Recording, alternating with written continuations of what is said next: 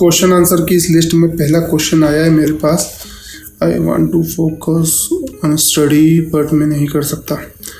ये दोस्त है हमारा, इसलिए पढ़ाई करना चाहता है लेकिन पढ़ाई पर फोकस नहीं कर पा रहा है। देखो यार, बिल्कुल सिंपल सा एक मेथड है। पहले ना खुद के माइंडसेट को चेंज करो। पहले एक वजह खुद की चूज करो कि तुम्हें पढ़ाई करने की जरूरत क्यों है। जो चीज़ तुम सोच रहे हो ना पढ़ना है, यही 1000 लोग सोच रहे हैं पर कर नहीं रहे। तो पहला पॉइंट तो ये समझ लो कि हजारों लोग जो चीज ट्राई नहीं कर रहे हैं वो तुम कर रहे हो। एक ऐसा टाइम चूज करो कि हाँ उस वक्त तुम्हारा सूटेबल हो और उस टाइम पे तुम कंफर्टेबल हो पढ़ने के लिए। थर्ड थिंग, 1 घंटा भी छोड़ो, डेली के 10 मिनट पढ़ने की कोशिश करो। कुछ भी पढ़ो उस टॉपिक से रिलेटेड, सब्जेक्ट से रिलेटेड।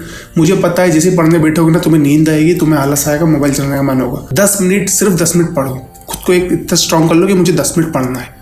1 हफ्ते तक 10 मिनट का ट्राई करते करते नेक्स्ट वीक फिर 20 मिनट का कसम खा लो। और उस 20 मिनट पे मुझे कुछ भी नहीं चाहिए, मुझे किसी से कोई फर्क नहीं पड़ता। बस ये सोचो कि ये जो चीज़ मैं कर रहा हूँ ना, सिर्फ 20 मिनट मुझे अपने लाइफ में देने हैं और कुछ भी नहीं। और खुद को ये गारंटी दो कि हाँ ये जो 20 मिनट में दे रहा हूँ ना, ये मेरी लाइफ के लिए बहुत अच्छे है और ये मेरे लिए सबसे बेस्ट है।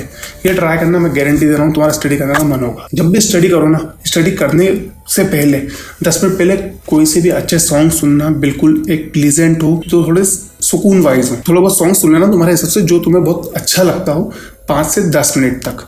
उसके बाद जाके ही स्टडी करना ताकि मूड फ्रेश रहे और तुम्हारा मन लगे। फिर इसके बाद सेकंड क्वेश्चन आता है, मैं अपने कैरियर में क्या करूं, मैं बहुत परेशान हूं, समझ में नहीं आ रहा। ठीक है यार, देखो कैरियर में क्या करना है क्या नहीं करना है ये तुम्हारी चॉइस है। तुम्हारी फील्ड तुम जानते हो, तुम्हारी स्ट्रेटेजी तुम जानते हो और तुम्हें क्या करना आता है वो भी तुम जानते हो। तुम पूरा हफ्ता जो कर रहे हो ना अभी तक करो, अगर अच्छे से बर्बाद हो रहे हो तो बिल्कुल बर्बाद हो जाओ। तुम्हारी जो भी चीजें चल रही है ना तुम्हारे माइंड में, सारी नेगेटिविटी हो रहा है तो नेगेटिव भी बिल्कुल अच्छे से हो जाओ।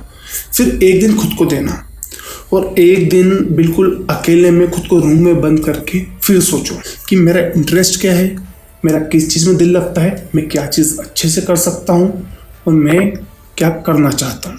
जब ये सारी चीज़ें क्लियर हो जाए ना, फिर डिसीजन लेके ये 100 हैबिट्स चैलेंज को एक्सेप्ट करना और फिर कंटिन्यू कर देना अपनी रेस।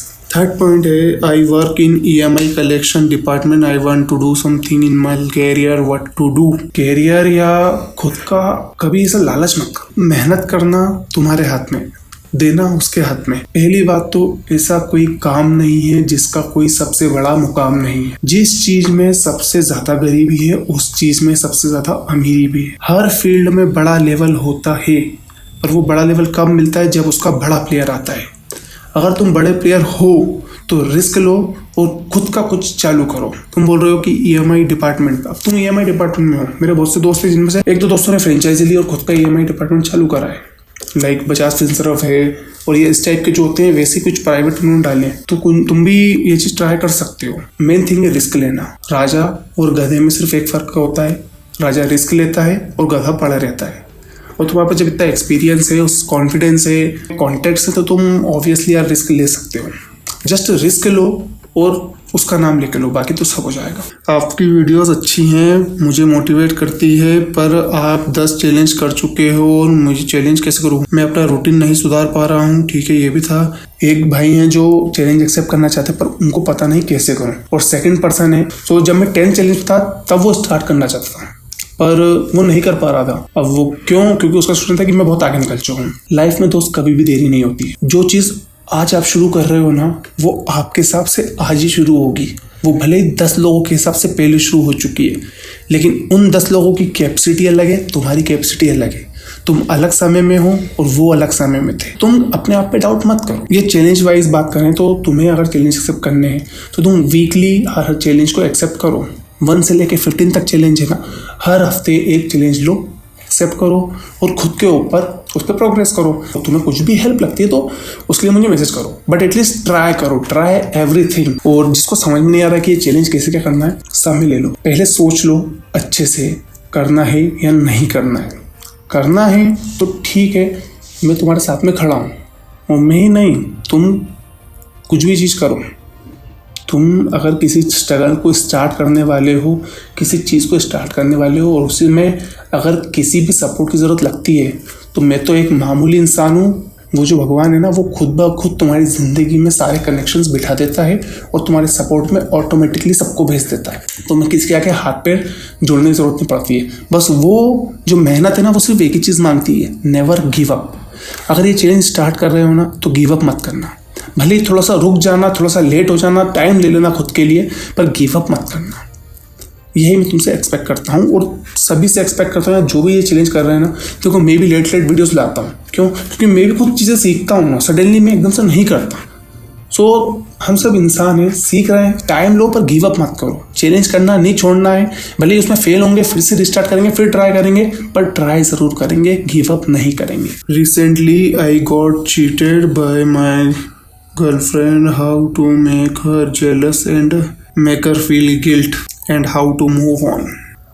पता है, मतलब मैंने जब से ये चैलेंज स्टार्ट किया है ना, अगर 100 मैसेज आए तो 100 मैसेजेस में से 30% मैसेज जो है वो इससे रिलेटेड आए कि आपका चैलेंज क्या है, कैसे क्या करना है।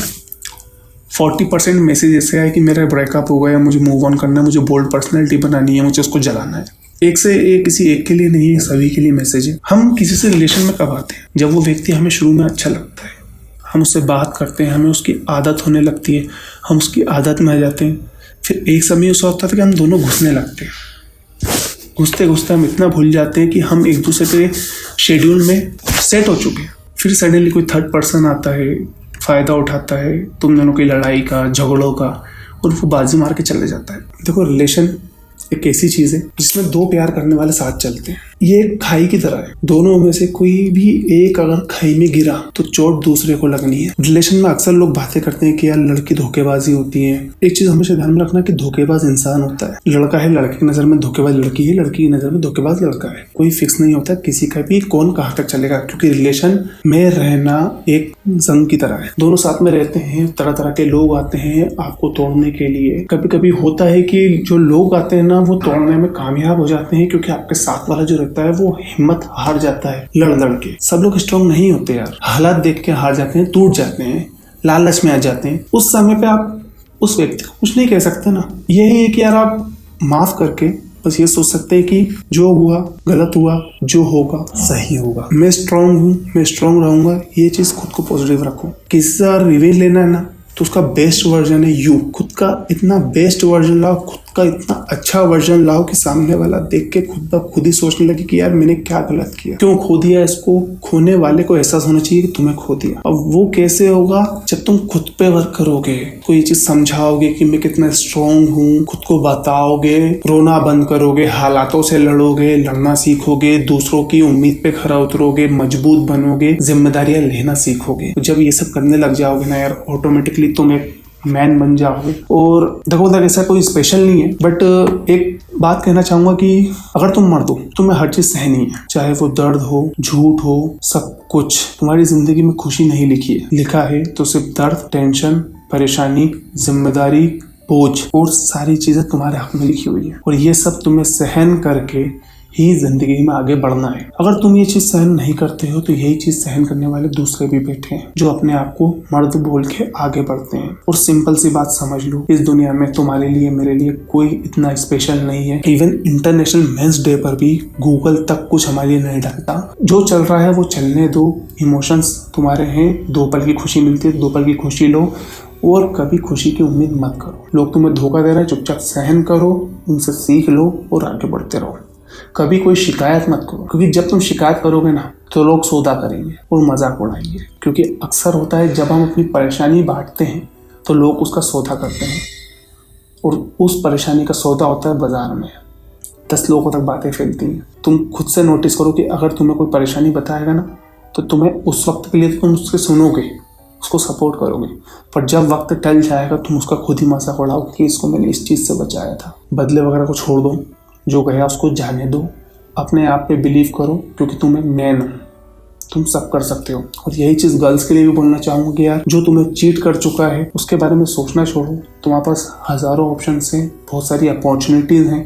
थोड़ा समय लगेगा उसको भूलने में, वक्त लगता है भूलने में, पर ये डिसीजन अगर तुम लेते हो कि आगे जाके मुझे ऐसा किसी केस में नहीं फंसना है, तो तुम्हारे लिए बहुत सारी अपॉर्चुनिटीज़ हैं लाइफ में करने के लिए, बढ़ने के लिए। एक वीक समय सबका आता है जब हर व्यक्ति वीक पड़ता है, और ये फेस आता है।